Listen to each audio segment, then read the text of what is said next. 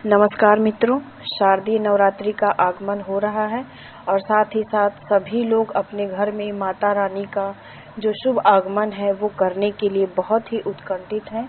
तो ऐसे में कुछ माताएं बहनें हैं जो इस वर्ष पहली बार पूजा का अनुष्ठान करने जा रही हैं। उनके मन में ये संकोच होता है कि वो कैसे इस पूजा का अनुष्ठान करें ताकि उनकी पूजा भी संपूर्ण हो और माता रानी से उनको आशीर्वाद भी अच्छा मिले।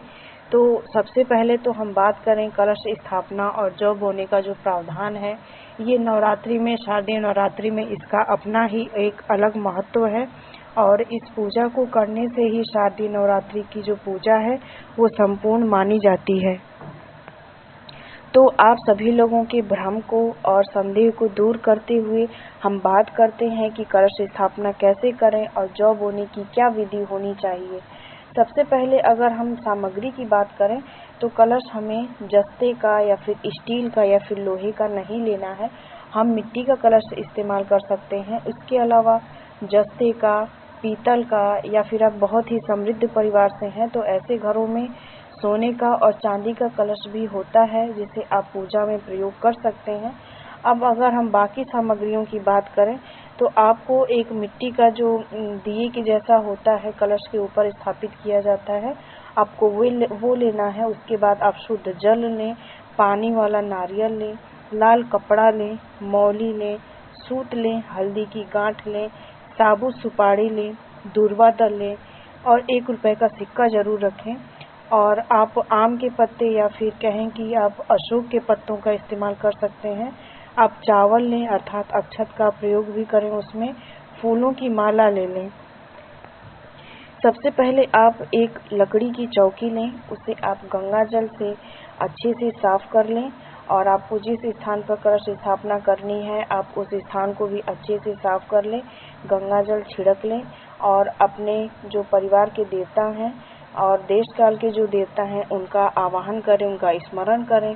उसके बाद आप लकड़ी की चौकी को साफ सुथरा करके उस पर लाल कपड़ा बिछाएं, कलश में जल डालें और उसके मुहाने पर मौली बांध दें। उस पर स्वास्तिक बनाएं क्योंकि स्वास्तिक में सभी देवी देवताओं का निवास होता है और सभी देवी देवताओं के वो प्रतीक होता है। और उसके बाद आप कमल गट्टे जो रखे हैं उसमें आप डाल दें कलश में।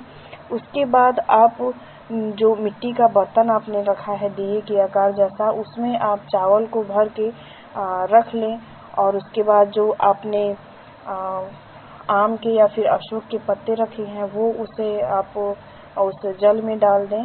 और सबसे पहले तो आप नारियल पे लाल कपड़ा बांधें, उस पर भी आप स्वास्तिक बनाएं और नारियल का जो मुख है वो अपने ओर अर्थात साधक की ओर होना चाहिए क्योंकि ऐसा माना जाता है कि अगर नारियल का मुख ऊपर की तरफ हो तो वो धन विनाश का कारक बनता है और अगर वो किसी और दिशा में हो तो वो रोग व्याधि का कारण बनता है।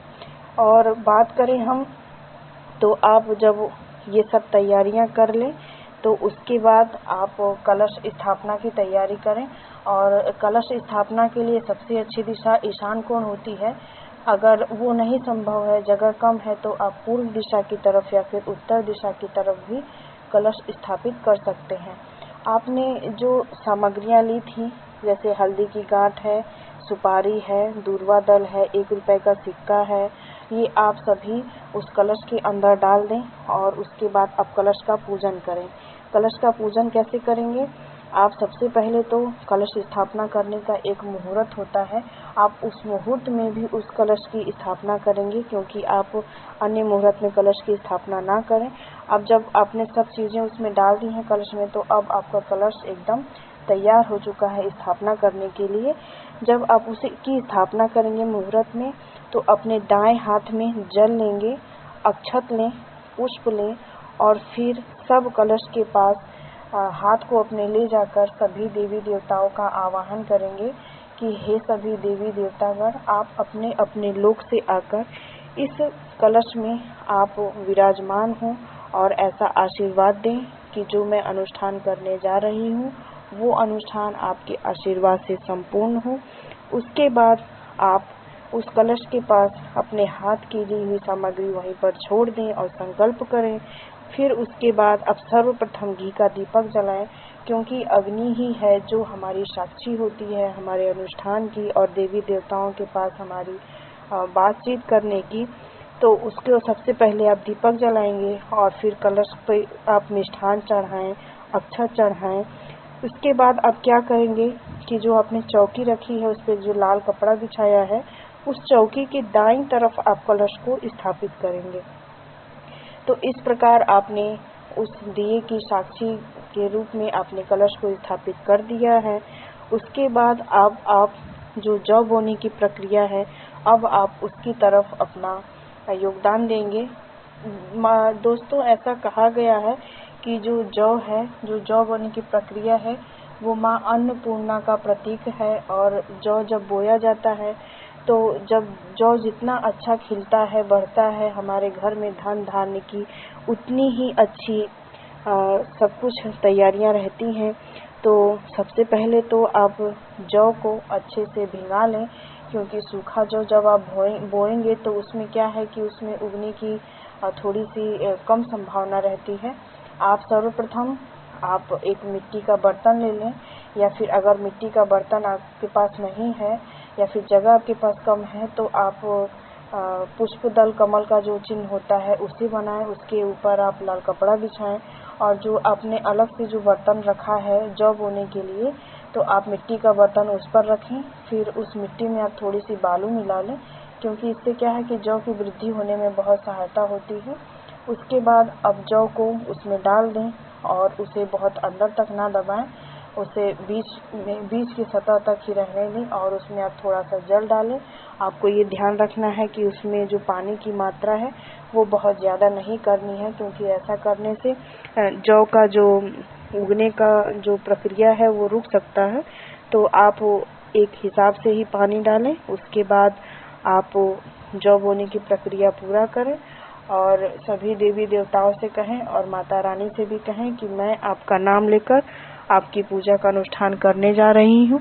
आप मुझे आशीर्वाद दें ताकि मेरी पूजा संपन्न हो।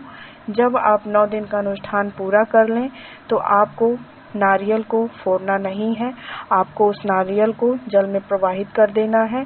और जो जौ है उसे तो आप जानते ही हैं, उसे अच्छी तरीके से आप अपने घर में चाहे तो लगा के रख सकते हैं। जो सिक्का आपने पानी में डाला था वो सिक्का आप अपनी तिजोरी में या फिर कहें कि जहां आप गुप्त धन रखते हैं वहां जरूर रखें। उससे क्या है कि आपके घर में सुख समृद्धि का वास होगा और साल भर आपके घर में कभी भी पैसों की कमी नहीं महसूस होगी। और उसके बाद आप जो पुष्प है, जो सभी सामग्रियां हैं पूजा की, आप उन्हें भी जल में प्रवाहित कर दें। और साथ ही जब आप कलश को उठाने जाएं तो हाथ जोड़कर सभी देवी देवताओं को फिर से आवाहित करें और कहें कि अब मेरी पूजा, अब मेरा अनुष्ठान आप लोगों की कृपा से पूरा होने जा रहा है। अगर इस पूजा में कोई त्रुटि रह गई हो तो वो आप अपने आशीर्वाद से जरूर संपूर्ण करें और अब आप लोग भी अपने अपने लोग को वापस जाएं, साथ ही साथ मुझे मेरा आशीर्वाद भी देते जाएं। अगर इसमें कुछ भूल चूक हो गई हो तो हे सभी देवी देवतागण, आप मुझे क्षमा करें, क्योंकि कुछ चीज़ें आप लोगों के क्षम्य से ही हम आगे जा सकते हैं। तो उम्मीद करती हूँ कि ये वीडियो आप लोगों को बहुत सहायक लगा होगा। तो कृपया इस चैनल को सब्सक्राइब जरूर करें और बने रहें इस चैनल पर आगे आने वाली वीडियो के लिए। मिलते हैं अगले वीडियो में।